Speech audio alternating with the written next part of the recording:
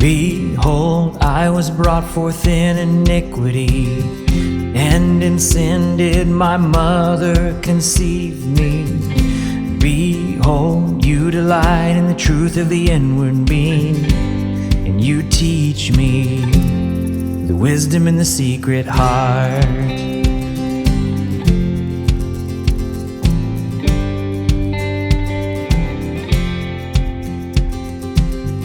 My sin is not far, but right in front of me. Against you and you alone, God, I am guilty. Wash me thoroughly and cleanse me from iniquity, and teach me wisdom in the secret heart.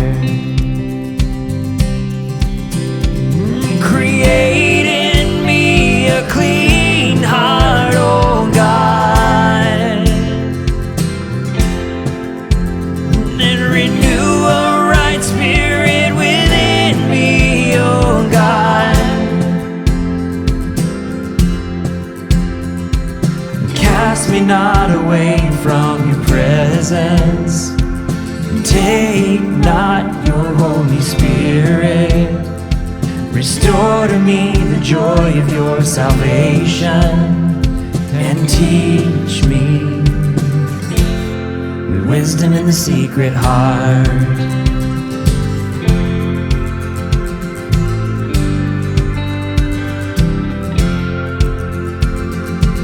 It sent me, the chief of sinners, to proclaim, come be forgiven of sin, the Lamb of God was slain. Open my lips and my mouth will declare your endless praise, and teach me the wisdom in the secret heart. And oh, create in me a clean heart, oh God. Renew a right spirit within me, oh God. Cast me not away from your presence, take not your Holy Spirit. Restore to me the joy of your salvation, and teach me the wisdom in the secret heart.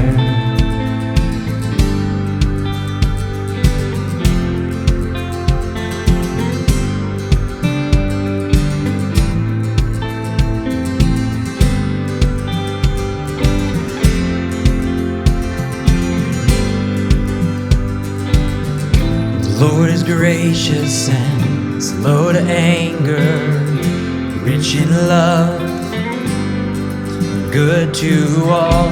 The Lord is gracious and slow to anger, rich in love. He is good to all. The Lord is gracious and slow to anger, rich in love. He is good to all. The Lord is gracious and slow to anger, rich in love. He is good to all.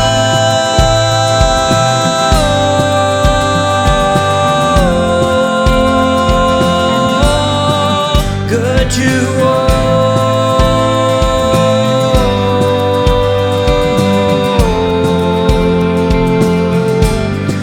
Good to all.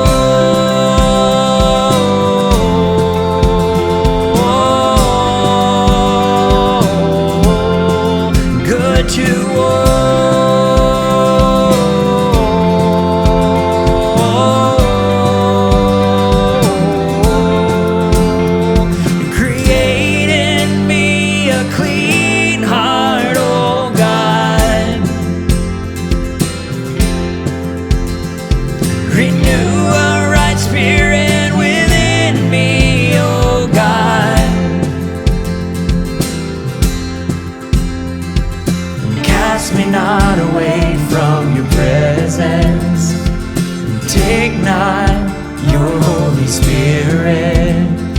Restore to me the joy of your salvation, and teach me secret heart.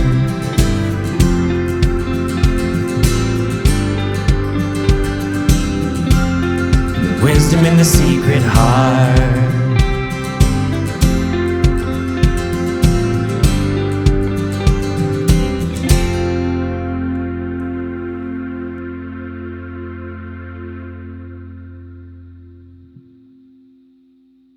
Hey, good morning and welcome to Legacy Church Online. It's great having you with us on this great Sunday. And we're just going to spend time worshiping the Lord, celebrating Him together, spend some time in the Psalms as part of our Summer Psalm series. And we just invite you to experience afresh the presence and leading of God's Spirit in your life today. Before we get there, let me just mention a couple of things, one of which, if you go online or on the app, you have access to the Connect card. I know we say that every week, but it is one of the fundamental ways for you to connect with what's going on at church. And there's a lot going on these days, things to register for, things to be involved in, maybe taking a next step as you continue to journey in the season sort of post-COVID, I guess you'd say. But whatever it is for you, we just want to make sure that you know what's going on so you can jump on in any way that you choose to. So a couple of things that are going on. This morning even, it was great. The kids left for Hume Lake Camp. How's that for just a new day? Great big bus and 23 kids and their leaders took off for Hume Lake this morning. So we're excited for that. That's taken place. Yesterday we had a great men's breakfast and it was exciting to be part of that as well. So many new guys and guys who brought their friends. It's just a great day. So when you get online and you look at those things to register, let me just give you 3 things that are coming up in the next month that would be an important next step for some of you at least. One of which is baptism. We're going to have midsummer baptisms once again. We'll be doing them in La Mesa and in Tirasana. On the 18th, we'll be in La Mesa with baptism. On the 25th, we'll be in Tirasana with baptism. And it follows camp, and it follows all the things we've been talking about this summer, how to really get into a closer relationship with Jesus Christ. So we would love to just see all kinds of folks come and join together in the celebration of baptism. So you can sign up for that, acknowledge your interest, also ask any questions that you might need to, and we'll get back to you with that. So I'd love to have you join us for baptism. The end of the month of July, opportunity for us to have VBS together. So Vacation Bible School, VBS, is for younger families. It's going to be hosted at the Tirasana campus. In a little different time frame, it'll be 3 mornings during that week on Tuesday, Wednesday, Thursday, July 27th to 29th. You'll see how to register online. You'll see how to do it on the app as well, the church app. And we just love to have you spread the word and be sure to join us for that. And please register in advance so that we can plan accordingly. It looks like there's a pretty good list already building for VBS 2021. Wow, that's amazing. Lastly, brand new opportunity. Celebrate Recovery exists in Tirasana. Celebrate Recovery will be starting in the fall in La Mesa. And kind of as a prelude to that, we're going to offer an 8-week series, video-driven, Hurts, Habits, and Hang-Ups, or sometimes called Life's Healing Choices. It's just a great opportunity, whether you become part of Celebrate Recovery or not. Those 8 weeks on a Thursday night will really add to your opportunity to kind of face at your own desire, your own level, your hurts and your habits and your hang-ups, and allow those to be put before God for Him to do some healing work in. So I just bring that up to you. You can get more information online on the app. Once again, use the Connect card. Great to have you with us today at Legacy Church Online. Oh Lord, our Lord, know how awesome are your ways, and how majestic is your name in all the earth. Oh Lord, our Lord, may we see your kingdom come, and Father, may your will be done in all the earth.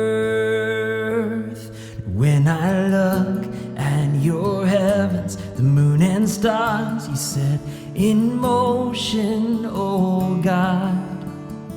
I sing all glory and honor. What is man? You were mindful, the Son of Man. You would care for him. And we sing all glory and honor. Oh Lord, our Lord, know how awesome are your ways, how majestic is your name in all the earth. Oh Lord, our Lord, may we see your kingdom come. And Father, may your will be done in all the earth. The earth you gave dominion to your children, and you crowned them, oh God, with glory and honor. So we sing of your name, live our lives for your greatness, oh God. Your glory and honor, oh Lord, our Lord. Know how awesome are your ways, how majestic is your name in all the earth. Oh Lord, our Lord, may we see your kingdom come. Father, may your will be done in all the earth. The earth is full of the glory of God. Come make much of the name above all names. Creation cries out, every knee bows. Jesus we crown, and oh Lord, our Lord. The earth is full of the glory of God. Come make much of the name above all names. Creation cries out, and every knee bows. Jesus, we crown you. Oh Lord, our Lord. Oh Lord, our Lord. Oh Lord, our Lord. Oh Lord, how awesome are your ways, how majestic is your name in all the earth. And oh Lord, our Lord, may we see your kingdom come. And Father, may your will be done in all the earth. Oh Lord, our Lord, know how awesome are your ways, and how majestic is your name in all the earth. Oh Lord, our Lord, may we see your kingdom come. And Father, may your will be done in all the earth. Oh Lord, our Lord.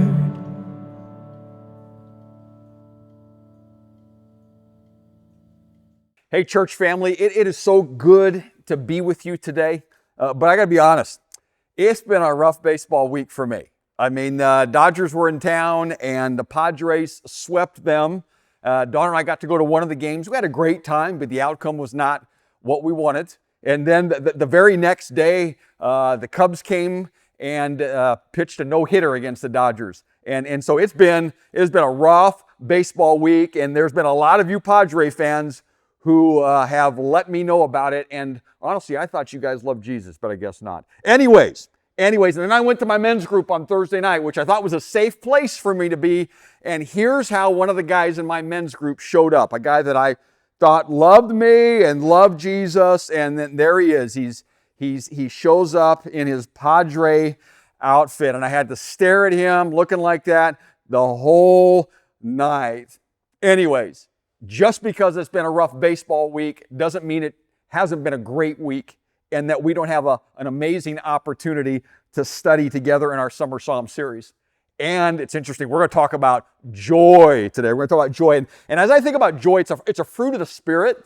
But honestly, I think it's kind of a forgotten fruit. And what do I mean by that? I mean that a lot of times, we can recognize love and peace and the others and go, oh yeah, that's for everybody. And then joy, when it comes to joy, we kind of write it off like a personality type, like, oh, she's just a joyful person, or he's just a joyful person, and we can kind of like make ourselves feel better, kind of soothe our conscience that we're not a very joyful person, and that's not the case.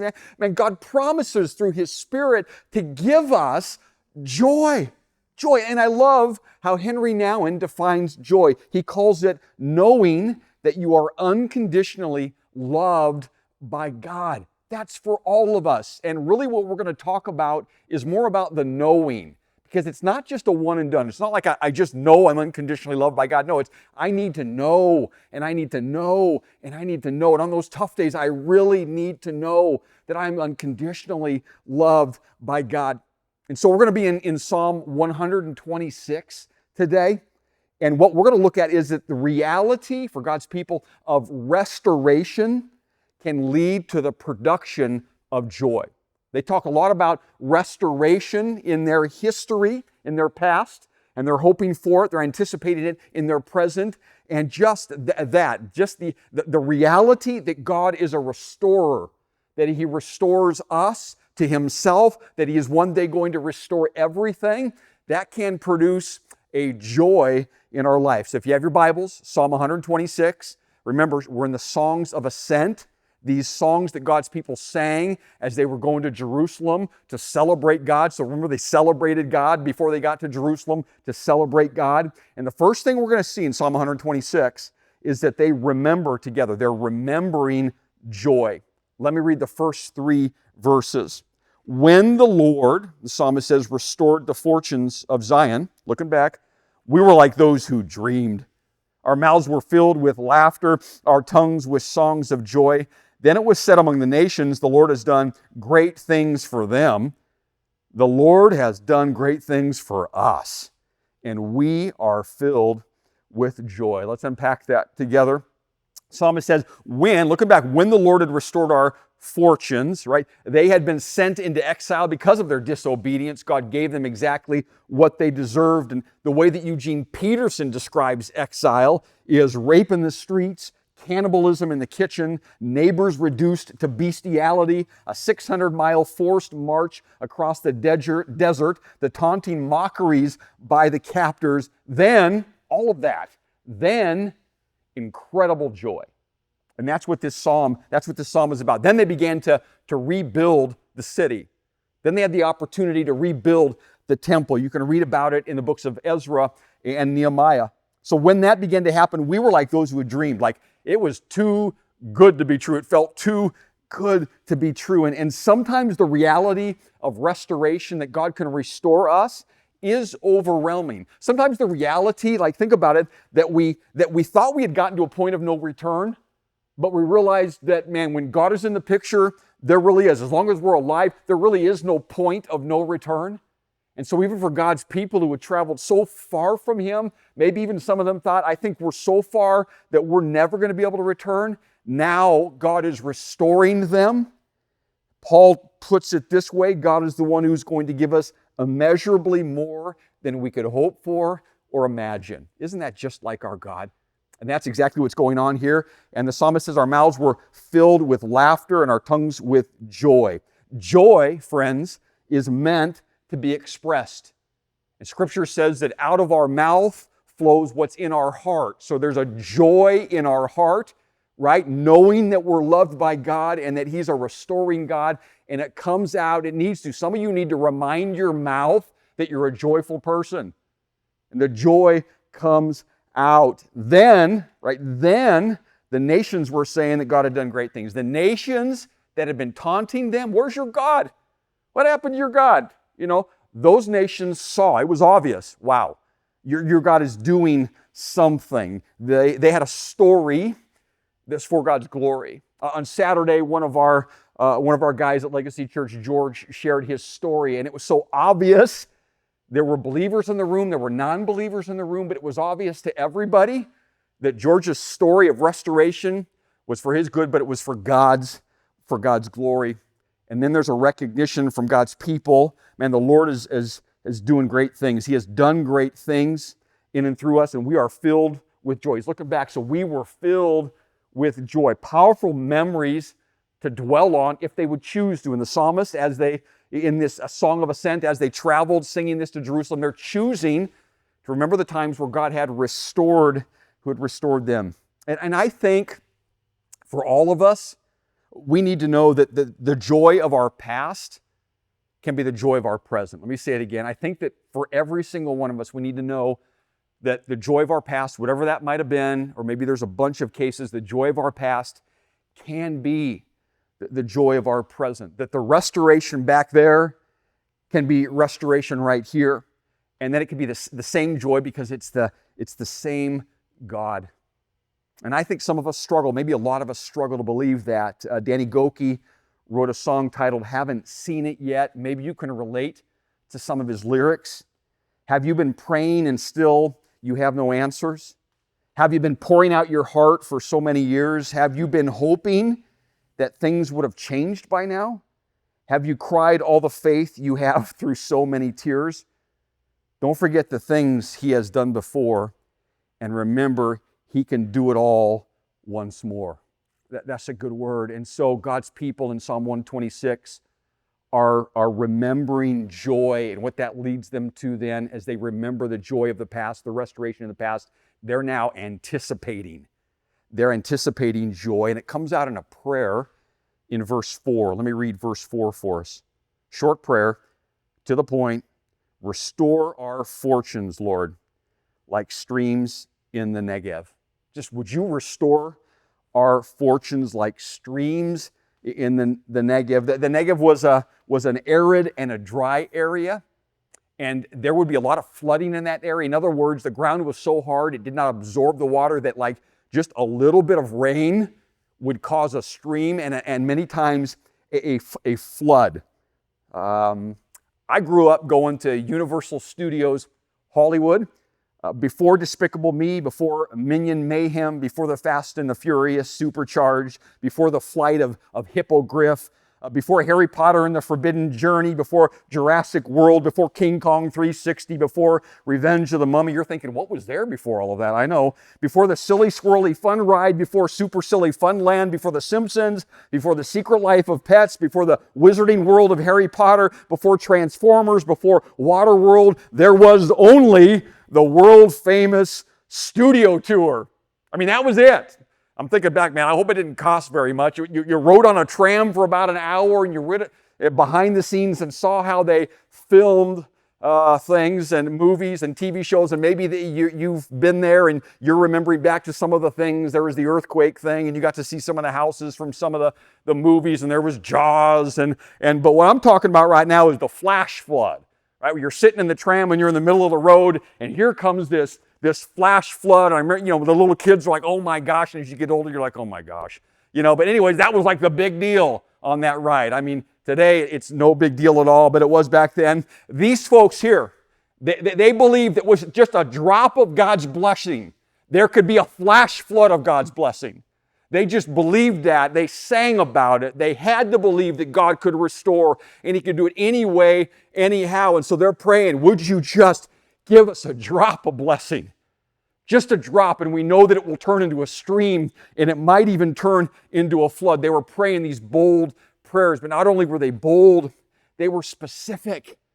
And I think that's so very important in our prayer life, that we would pray big, bold prayers, that we do it humbly, but big, bold prayers, and that we would be specific. I was asked to pray for a man who has brain cancer. And he had had one surgery where they took the tumor out of his brain, and then it grew right back. It was pretty aggressive. And so the family asked me to come over and to pray for him again. So I was with I love this, I was with his ex-wife and with his two daughters. I love the fact that they were all together on this. And we prayed. We prayed that God would heal him, and we prayed specifically God would heal him, and that God would reveal himself to this family. That was my prayer. Their prayer was like prayer for healing, and then I added, God, I pray that you would reveal yourself to this family. I got a follow-up from that family, and they wanted to let me know that they went in and they took that tumor out, and they had misdiagnosed him. He did not have brain cancer at all. He had a lesser cancer, still cancer, but it was not a brain cancer. They took that tumor out, they did a body scan, and here's the thing, they found no cancer in his body at all, no cancer. And this gal's daughter said, man, email Pastor Todd and let him know that exactly what we prayed for, that God would heal their father. He answered that prayer, and my prayer, he revealed himself to this family in a way like only he can. Friends, when we pray specifically and God answers, it's so obvious that it's God. And so they're very specific. Would you just restore our fortunes? Would you do that? And here's how it could look, like a stream flowing in the Negev. You did it again, friends. And you see, answers to prayer, here it is, they put us on the path to joy. Okay, when we pray specifically and boldly, they put us on a path to joy. Not a guarantee. Okay, it's not automatic because, come on, let's be honest, we've all had prayers answered, and it doesn't automatically mean that we are joyful. It puts us on a path that we need to pursue. We've got to then pursue joy. And I love what Eugene Peterson says about joy. He says, joy is not a requirement of Christian discipleship. It is a consequence. It is not what we have to acquire in order to experience life in Christ. Don't miss this. It is what comes to us when we are walking in the way of faith and obedience. When we are walking in the way of faith and obedience, when we are on the path that God has for us, just day in and day out, nothing fancy, man, it produces joy. Joy is a consequence of being a disciple of Jesus Christ. And I don't think we need to recreate the wheel. I want us to be really, really practical about what a path to joy can look like. And J.I. Packer in his book, Great Joy, talks about it. And we're going to let him be our guide for the next few minutes here. Here's some things that are the path to joy. Here's the first one. Lifting our eyes. Right? The psalmist in Psalm 121, I lift my eyes into the hills. Where do my help come from? My help comes from the Lord, the maker of heaven and earth. We lift our eyes. We give our attention to God the Father, the creator and sustainer of everything. We give our attention to God the Son who died for us. We give our attention to God the Holy Spirit who lives with us. We give our attention to God's Word like we're doing right now. We give our attention to His church and the business of His church. There's a lot of writing out there and a lot of thoughts on attention spans. I read one article or one study that our attention spans are smaller than a goldfish's attention spans now. Like our attention spans, they're saying, are like 8 seconds long. But it's interesting. I read a study by Dr. Gemma Briggs. She didn't think our attention spans are shrinking. She believes that our attention spans are based on task demand. In other words, whatever the task is that's at hand, whatever the demand of the task is, we have the attention based on whatever the task is. So if it's a little task, then we have a short attention span. But if it's a big task, we have the ability to give it our attention for a long time. And here's what I've seen, friends. In the church, I've seen us water it down so desperately, like in order to draw people in, right, that we have gotten exactly what we shot for. Short attention spans.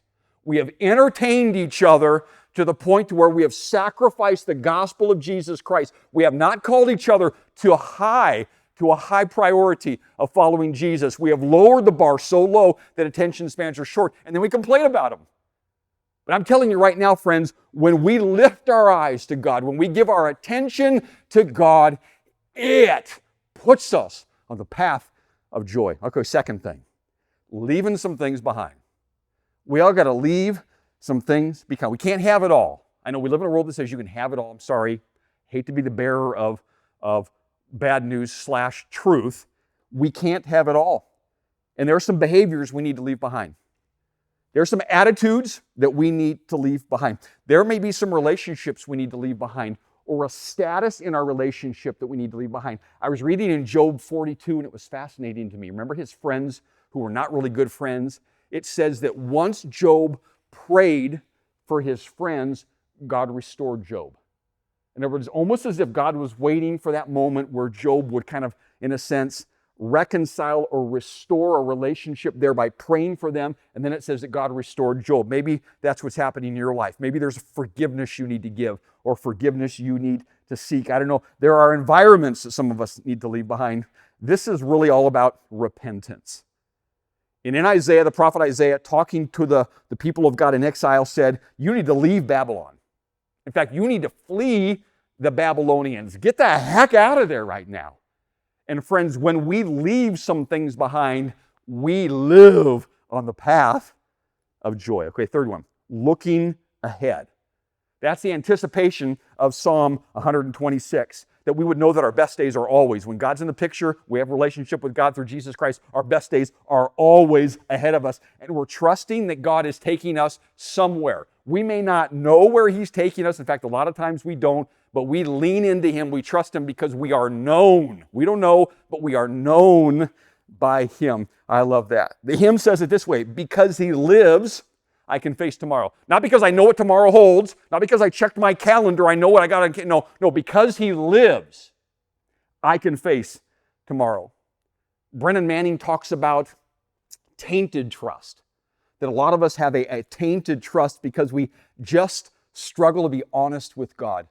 And he says this, sometimes we harbor an unexpressed suspicion that He cannot handle all that goes on in our minds and our hearts. We doubt that He can accept our hateful thoughts, cruel fantasies, and bizarre dreams. We wonder how He would deal with our primitive urges, our inflated illusions, and our exotic mental castles. The deep resistance to making ourselves, here's the word, vulnerable, so naked, so totally unprotected, is our implicit way of saying, Jesus, I trust You, but there are limits. For so many of us, we trust Jesus a little bit. We don't want to be vulnerable. I've dislocated my shoulder a couple of times. And so the last few years of me playing basketball, when I was playing basketball, I kept my arm in here because out here, I felt really vulnerable. It felt really vulnerable. And up here, totally vulnerable. Like if somebody just blew on my arm, the thing would blow out of the socket. So I kept my arm in here as I played. I dribbled with my right hand. I rebounded with my right hand. I played defense with my right hand. I still played basketball, but I did not play basketball to the level that I could because I resisted being vulnerable by getting my arm out apart from my body. That's a lot of us how we follow Jesus. We trust Him a little bit because we don't want to be vulnerable. And maybe we can follow Him a little bit, but we will never have the relationship with Him that God wants. We will never see the fullness of our relationship with Him if we don't trust Him with everything. So looking ahead. Okay, and when we do that, we are on the path to joy. Okay, number 4, loving our Lord. Do you love God? I know that you love your family and I know that you love your friends, but do you love? Are you in love with God? Do you show it? Your actions? Do you speak it? Do you tell Him what you love about Him? You worship Him. Do you praise Him? Try this with me. Just close your eyes for a second. Just for a second. You can hum it, sing it, listen. I love You, Lord, and I lift my voice to worship You, oh my soul, rejoice. Take joy, my King, in what You hear. May it be a sweet, sweet sound in Your ear. Do you love Him? Do you let Him know? It doesn't have to be that song. Do you let Him know that you love Him? When you express your love to God in whatever way you're wired, you are on the path. Man, you are on the path to joy. How about this one? Number 5, losing our inhibitions. Are you scared? Are we scared? I know it's a narrow road that we're on that leads to life, and there's a wide road that leads to destruction, and that road seems a little easier, but this is a narrow road. Are you scared to be on this road? Are you embarrassed? I mean, yeah, David, he danced, and his wife Michal, she despised. It says she despised him for his dancing. Do you fear intimacy with others or with God? Maybe it's time to come out. Coming out is a popular thing right now. Maybe you need to come out and go, man, I love Jesus, and I don't care who knows about it. Maybe you're stuck, or maybe you're just frozen in place. A.J. Swoboda, in his book, A Glorious Dark, talks about growing up in Oregon. And he grew up along the Willamette River. And during the wintertime, that Willamette would freeze over. And he said it looked dead. It looked dead and it looked frozen, but his father corrected him and said, son, underneath that frozen top, okay, and I'm going to get these words right, there is a wild, powerful, primal flow beneath there. And AJ says, what if that's our faith? God gives us the gift of faith, and for so many of us, it sits below. We have to believe it's there because God gave it to us, but it sits below this kind of frozen or this stuck surface. And we need to believe that it's down in there, man. Faith is all about things unseen, and sometimes we just need to believe that we have that faith. Some of you right now have got faith. You've just got to believe that you have that faith, and then it's below there. And then AJ, he says this about it, right? He says that underneath every story of death and darkness and doubt is a hidden flow of God's resurrection and power and glory. Maybe what you need to know is that God's resurrection power, His glory is down in there. And when you recognize it, and even in the wintertime, if you can have a hope that the spring is coming, you are on a path to joy. Okay, number 6, letting creation impact us. God created and He said it is, you finish it, yeah, it's good, and we get busy. I do too. We get distracted. We get preoccupied. Hey, do you have a vacation this year? Man, next month we're going to go to Colorado. And we're going to go to Breckenridge, Colorado. And we're going to meet all of our kids and their significant others. And we're going to spend a few glorious days there. Man, are you going on vacation? There's been a lot of isolation, not a lot of travel. You're going to get somewhere beautiful and enjoy other people, enjoy God's creation. Are you going to do a retreat or maybe a Sabbath rest? The hymn says, this is my Father's world, and to my listening ears all nature sings, and around me rings the music of the spheres. This is my Father's world. I rest me in the thought of rocks and trees and skies and seas. His hands the wonders wrought. Just because the enemy of our soul has taken an inch, friends, don't give him a mile. I hear too many Christians talking about how this is not God's world. This is God's world. He has not given it up, and one day He will restore it. Amen and hallelujah. Don't give it over to Him. This is His world, and when we recognize it's His world, when we enjoy His creation, that's a part of subduing it, is we enjoy it. We are on the path to joy. And lastly, loving our neighbor. Oh, did you really have to finish it with that? Yeah, loving our neighbors at the heart of the gospel. It's making a deep investment in each other. It's living a life of generosity. It's never doing the bare minimum for each other. Pastor Jerry on Wednesday nights with Dee, they're leading us through the book of Ruth. And I just love the picture of Boaz allowing Ruth to glean, which was culturally they could do that. She could glean the grain from the sides of the field, the stuff that was just kind of left over there, the scraps.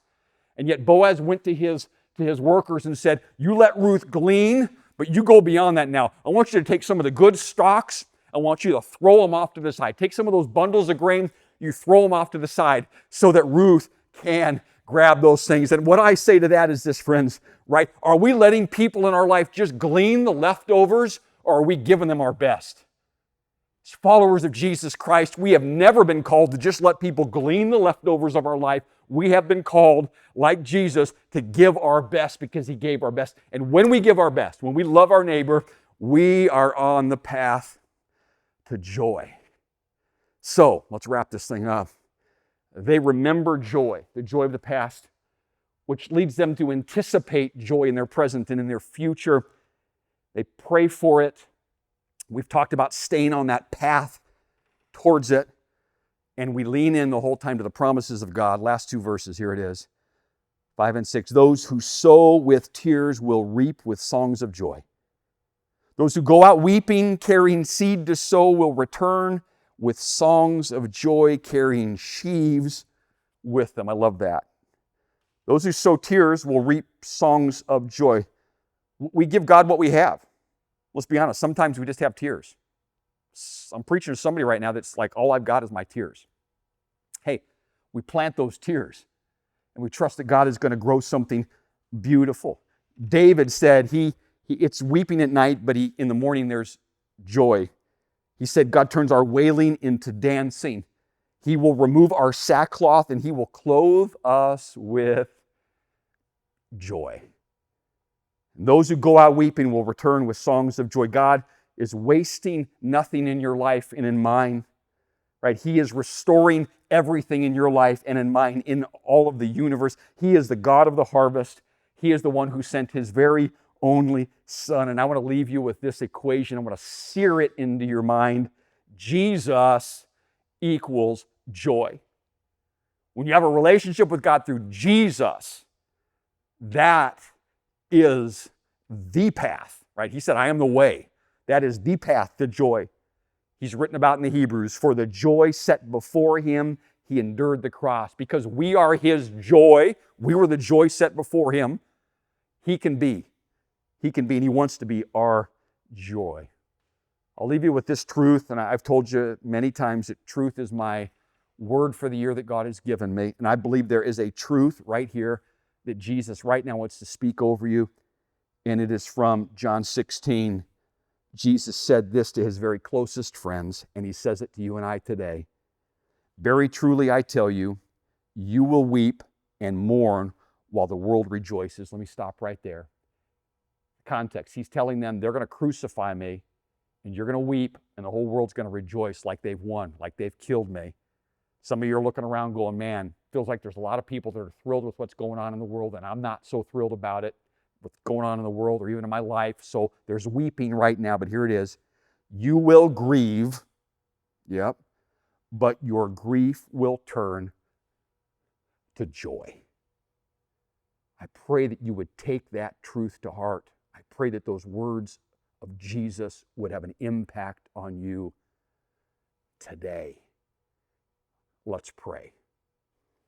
Dear Heavenly Father, I pray right now, God, as the restorer of all things, that you would begin to or continue to do a restorative work in our lives. God, the work that you started, you promised you will finish, God, and I pray that you would continue to restore us. Give us back the years that the locust has eaten, God. For some of us, it's like, man, it's a lot of years.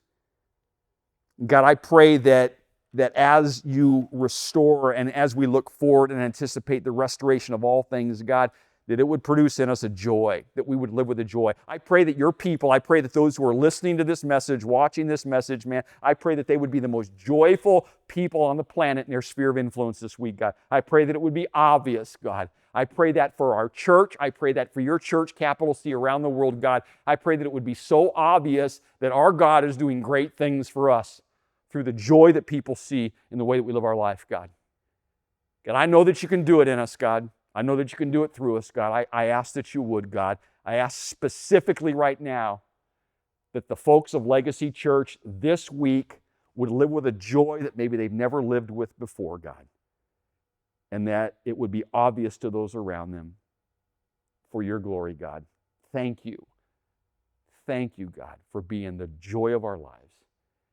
In Jesus' name, amen. Let the seas roar and all that fills it. Let the world rejoice and all who are in it. Let the rivers clap their hands and mountains sing. Strike up the band, come usher in Jesus the King.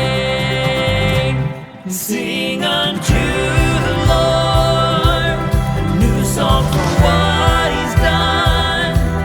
He's made known to us his salvation. Make a joyful noise, roll the earth, break forth in joyous song. Sing praise.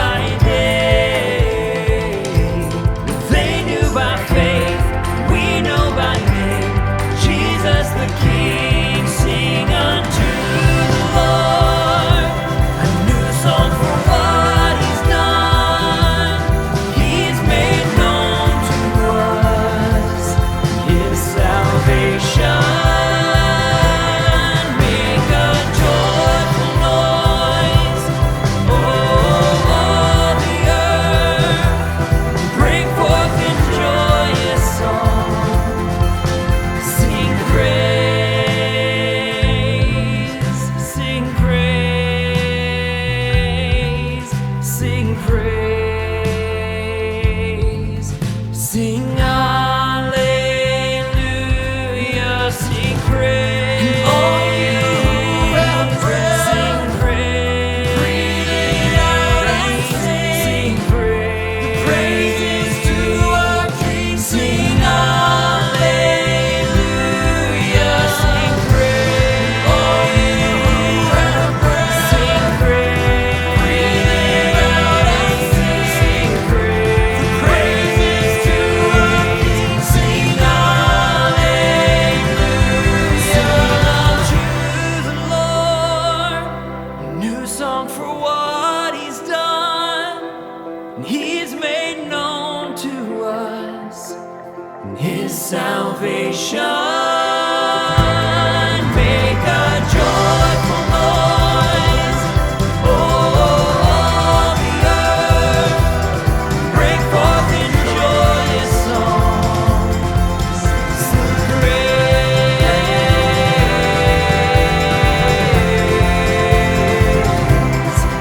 Sing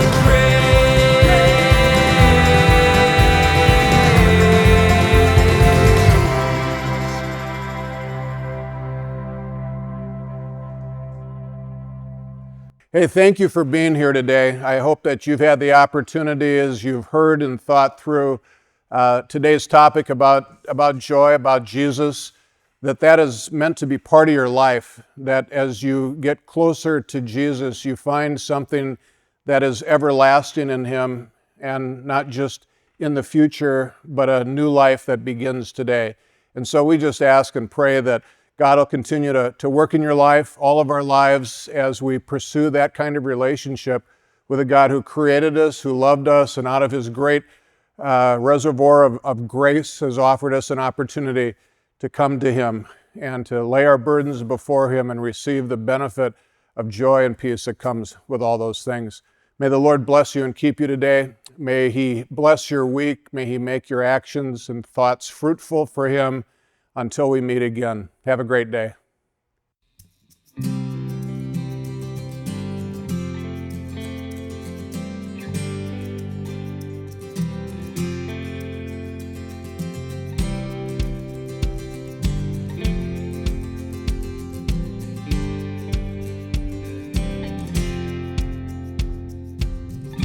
Behold, I was brought forth in iniquity, and in sin did my mother conceive me. Behold, you delight in the truth of the inward being, and you teach me the wisdom in the secret heart.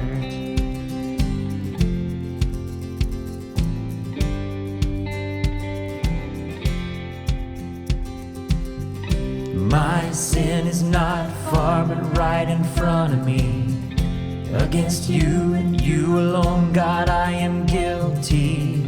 Wash me thoroughly and cleanse me from iniquity, and teach me wisdom in the secret heart. Create in me a clean heart, oh God, and renew a right spirit within me, oh God. Cast me not away from your presence, take not your Holy Spirit. Restore to me the joy of your salvation, and teach me the wisdom in the secret heart.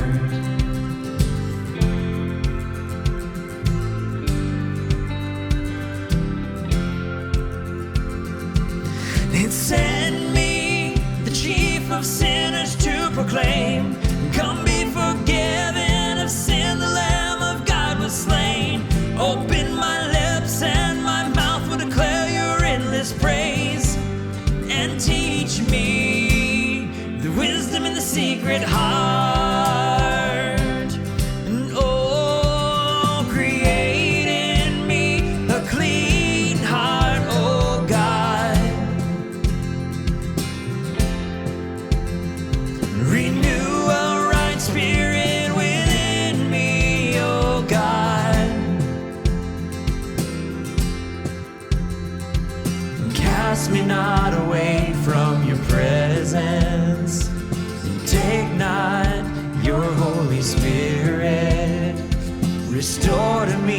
joy of your salvation, and teach me the wisdom in the secret heart.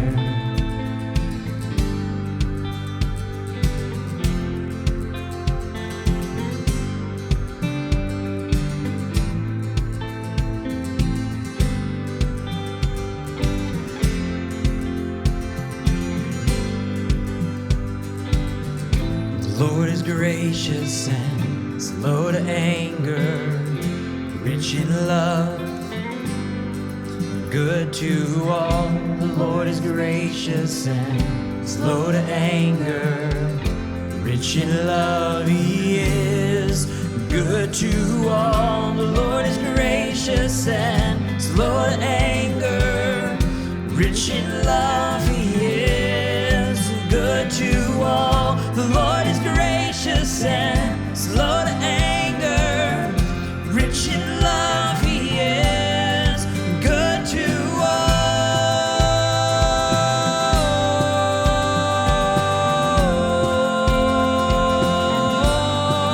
Good to all.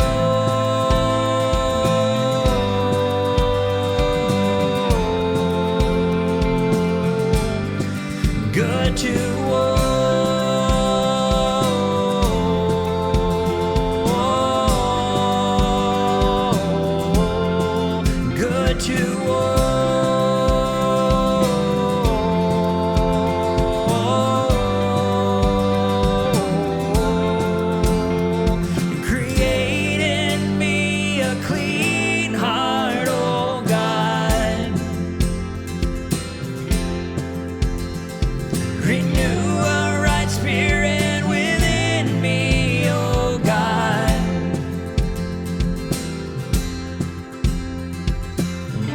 me not away from your presence.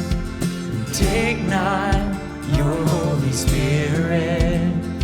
Restore to me the joy of your salvation, and teach me the wisdom in the secret heart.